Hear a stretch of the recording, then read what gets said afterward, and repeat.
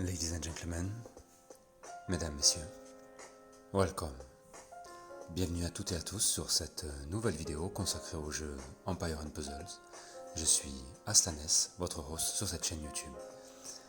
Aujourd'hui les amis, on se retrouve une nouvelle fois pour une chronique d'une GTA, où on va passer en revue, dans un premier temps, une première partie, la contrainte un petit peu de cette nouvelle GTA.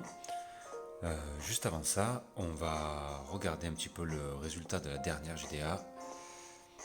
Alors, et malheureusement, ça a été une défaite pour nous. Pardon. 119 points pour nous contre 5208 points. Donc, pour rappel, c'était une GDA en attaque de ruée. Donc, très difficile à jouer. Si vous avez vu la vidéo, vous avez vu que ça n'a pas été facile. On a tous eu beaucoup de mal à jouer cette GDA. Alors malgré tout, félicitations à MCA qui est encore une fois notre meilleur joueur allié. Alors je suis vraiment désolé mon cher MCA que ton nom et ton avatar soient encore une fois affichés sur une défaite. Écoute, c'est pas grave, ça met quand même en avant le fait que tu aides beaucoup l'équipe et tu fais défaite ou pas. L'essentiel c'est le jeu et qu'on essaie de prendre un maximum de plaisir à jouer tous ensemble. Donc félicitations à toi. J'espère que la prochaine fois ce sera pour une victoire pour nous. Alors, nos adversaires, comme vous le voyez, il leur restait encore 13 attaques, 13 frappes non faites. Donc on a cette conversation à chaque fois, hein, je vous le répète, mais c'est très petit si vous ne faites pas vos frappes. Même si là vous l'avez gagné, si l'équipe adverse l'a gagné, même si vous gagnez sans avoir toutes les frappes non faites, ça passe de temps en temps. Mais sur l'avancée, au fur et à mesure que vous allez avancer dans le jeu, et au plus vous allez affronter des adversaires. Et donc vous avez besoin de rassembler tout le monde. Tout le monde doit jouer ses frappes, chaque point compte. Donc n'oubliez pas, c'est vraiment, ça arrive une frappe ou deux, on n'y arrive pas, mais 13 frappes, ça fait beaucoup. Voilà. De notre part, de notre côté, nous, on a fait toutes nos frappes. Et voilà, ça prouve l'état d'esprit. Chacun fait son maximum. Chacun essaye de faire de son mieux. Et c'est ce qu'il faut. D'accord, on ne peut pas toujours gagner. L'essentiel, ça reste de faire de son mieux. Alors, GDA. Aujourd'hui, nous affrontons les Dreamcatchers. Ce sont des Français, donc salut les copains. J'espère que voilà, ça sera une belle GDA pour tout le monde. Ça fait plaisir de rencontrer un peu des amis français aussi, des collègues du pays. Ça arrive pas souvent. Donc voilà, salut à vous tous. Pour l'instant, on mène 4637 contre 3452, mais on reviendra dessus un peu plus tard. Pour l'instant, on parle de la contrainte. La contrainte, c'est horde de morts vivants, donc tous les héros ont l'appui de sbires, en fait, de sbires squelettes, qui ont 10% d'attaque et 10% de points de vie hérité de son propriétaire. Donc pour ceux qui ne sont pas familiers avec le fonctionnement des sbires, les sbires qui apparaissent, ils ont 10% d'attaque et 10% de points de vie, des héros que vous choisissez dans votre défense. Okay, donc là, en l'occurrence, c'est pour mon Gunnar, ça va être 10% d'attaque, 10% de 501, et ça va être 10% de santé, donc des 1103 points de vie. D'accord ? Donc au plus vous avez un héros qui a des points de vie, au plus vous avez un héros qui a de l'attaque, et forcément au plus votre sbire sera solide.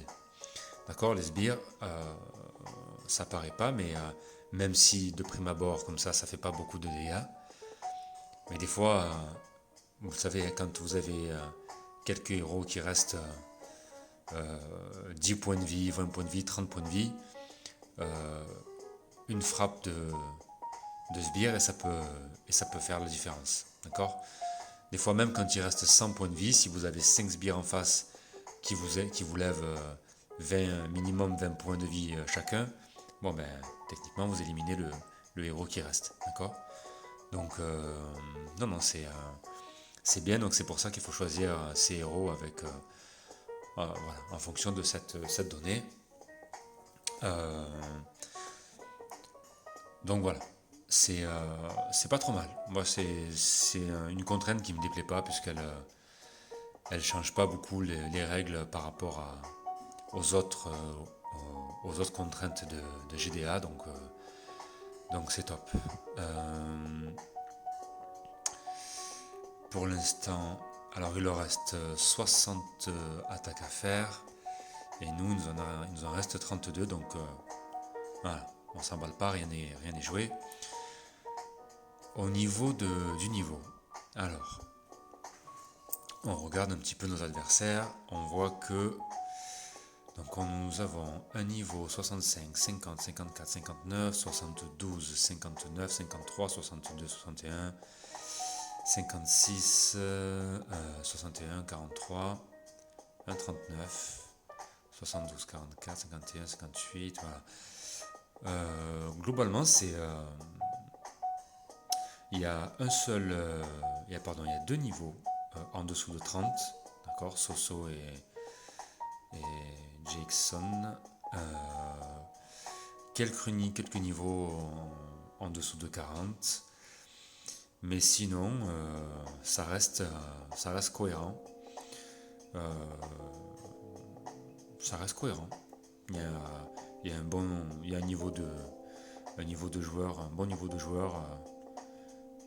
On voit des joueurs expérimentés, donc c'est top. On va voir en termes de défense ce que ça donne. Alors on a 4005, 3009, 4005, 4002, 4004, 4002, 4000, 4004, 3005, 4005, 4007, 4003, 4008. Ah oui, 4003, 3008, 4002, 4003, 4100, 4004, 3008, 4005, 4006, 4100, 4500, 4003, 4600. Donc ça reste pour la plupart une très très grosse majorité de défense au-dessus de 4000 et à peine quelques 3-4 défenses en dessous de 4000, donc ça reste de grosses défenses. Vous voyez là par exemple 4800 de défense, c'est très élevé. Très élevé. Voilà, il faut avoir un deck assez conséquent pour pouvoir arriver à bout de ce type de défense, ou alors avoir le dieu du puzzle avec soi et avoir des méga combos de tuiles à profusion et ça passe. Mais ouais. Donc ça reste un niveau assez élevé. Donc en termes de défense, alors ma défense, donc elle a déjà été éliminée. Alors cette fois-ci, j'ai tenté de mettre Gunnar costumé, d'accord. J'ai tenté de mettre Gunnar costumé. Alors certes, il a beaucoup moins de défense que mon Gunnar non costumé. Cependant, c'est un test, encore une fois, j'essaye de voir ce qui peut marcher, ce qui peut essayer de fonctionner. J'essaye plusieurs défenses, mais j'ai essayé Gunnar costumé parce que souvent, ça permet d'avoir donc un héros qui baisse la défense adverse et s'il reste en vie bien sûr. Et du coup, pour les autres héros, même si ça reste globalement j'ai une défense vraiment défensive, c'est-à-dire j'ai qu'un seul héros, j'ai qu'un seul frappeur, c'est un héros lent, Utao, euh, qui tape sur tout le monde. Donc voilà, j'ai deux soigneurs, j'ai Chevalier Noir qui octroie que des bonus aussi, donc voilà. C'est une tentative, j'essaye de voir, mais cette fois-ci elle a pas forcément tenu comme les autres. Donc on va aller jeter un coup d'œil. Donc j'ai été voilà, une fois, déjà un one shot.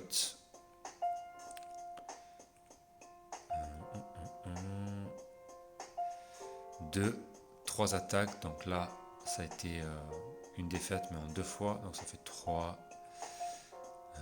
3, 4 en one shot aussi. Et 5 one shot. Donc pas très solide. 5 attaques subies, 4 défaites. Donc elle n'a pas du tout été résistante cette fois-ci. Donc il faudra que pour la prochaine, la semaine prochaine, il faudra que je modifie vraiment cette défense. Elle n'a pas du tout eu l'effet que j'aurais aimé avoir. Mais bon, encore une fois, en faisant des tests, c'était vraiment une défense qui allait bien pour une attaque de ruée. Mais là, voilà, là c'était pas le cas. Donc pourquoi j'ai mis Gunnar costumé? Donc je le répète, les sbires, ils prennent 10% d'attaque et 10% des points de vie. Le fait d'avoir 1103 de points de vie, c'était mieux que de battre un héros qui a 900 points de vie. Voyez. Donc j'ai choisi un de mes héros bleus qui a beaucoup de points de vie. Donc, et Gunnar costumé a plus de points de vie que Gunnar non costumé. Donc c'est la raison qui m'a fait choisir Gunnar costumé, c'était pour tester en me disant de toute manière, parce que bon, il y a aussi faut pas oublier qu'il y a aussi le bonus de santé. Hein. Donc aux 1100 points que vous voyez là, il faut rajouter 10%, comme pour la défense, comme pour l'attaque. Il faut rajouter les pourcentages pendant la partie, parce que les pourcentages ne sont pas affichés sur là, directement. Le bonus s'applique pendant la partie, donc c'est vraiment bien à regarder quand vous jouez votre partie. Cliquez sur votre héros et vous allez voir ses statistiques sans les bonus. C'est déjà plus élevé que ce que vous voyez là. D'accord ? Donc le fait d'avoir 10% de bonus de points de vie en plus, c'était pour moi un avantage.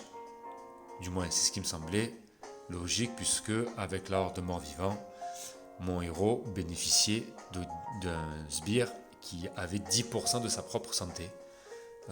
Voilà. Donc bon, ça n'a pas eu l'effet escompté. C'est pas grave, hein, ça arrive.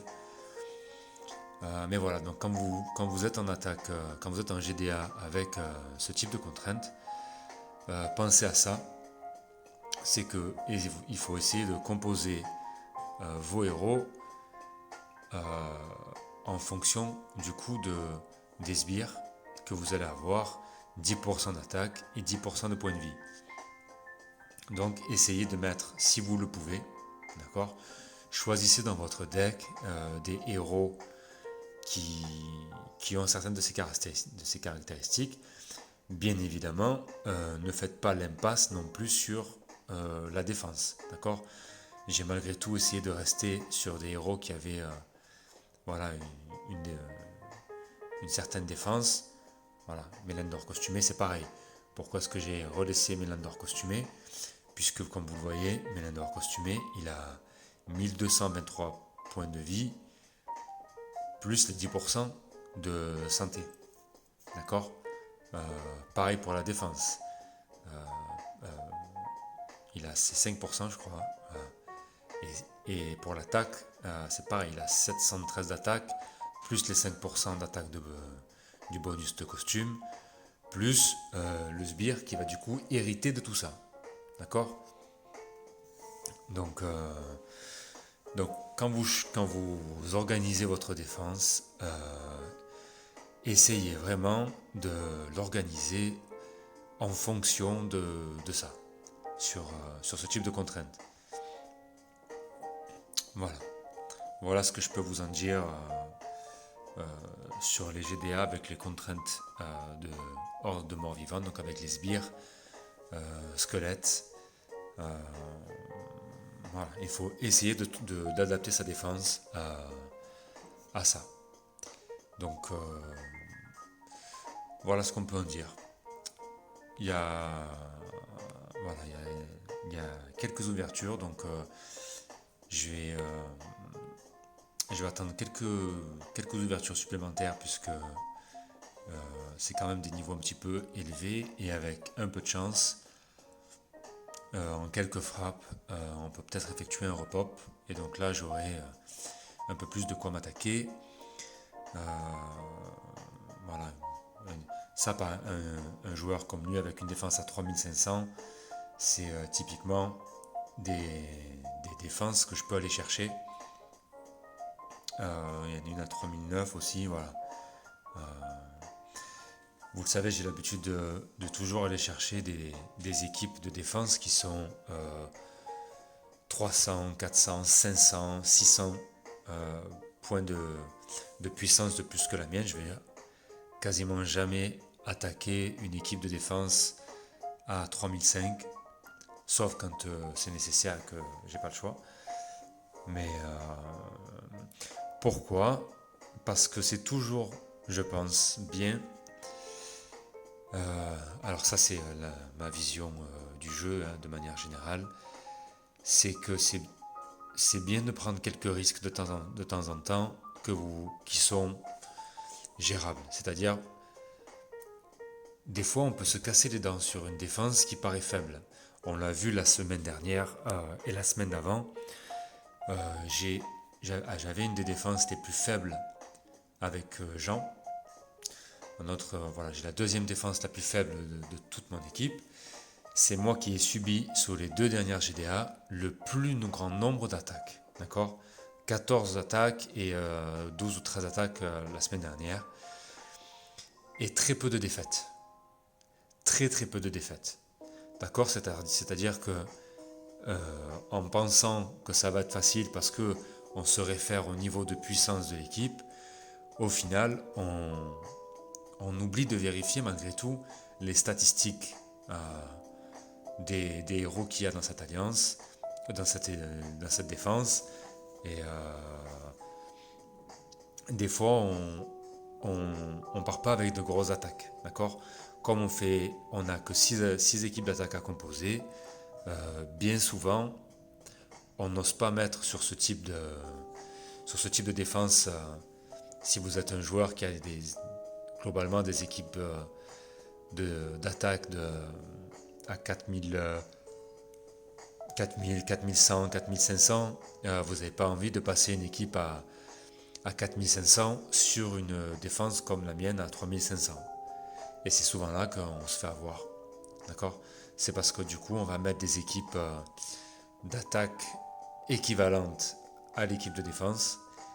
Et souvent, ça passe pas forcément, quoi.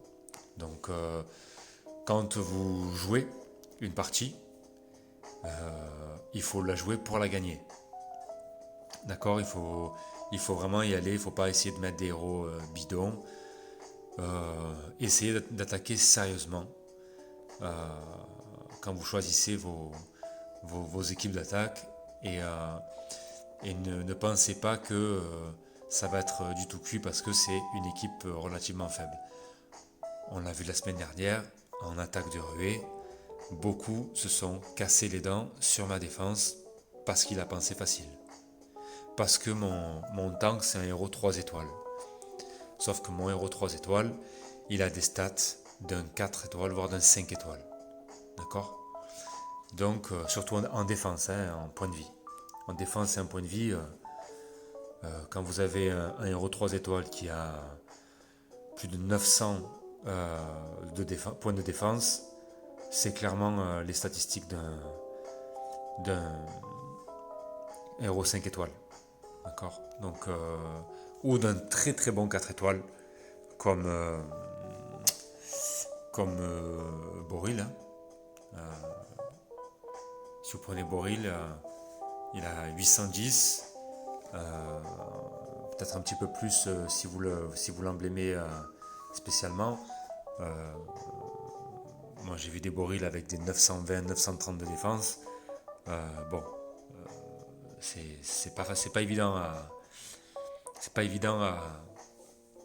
à faire tomber, mais quand vous avez voilà un Gunnar en version normale, full emblémé et avec dépassement de limite, c'est des stats d'un 4 étoiles emblémé ou d'un 5 étoiles. Voilà. Donc prenez bien tous ces éléments en compte quand vous composez vos équipes d'attaque, quand vous composez vos équipes de défense, surtout en fonction de toutes les contraintes. Et donc prenez en compte les 10% d'attaque et les 10% de PV ici pour les morts vivants. Voilà les amis, sur ce, je vous laisse. Je vous souhaite à tous un très très bon week-end, une très bonne GDA.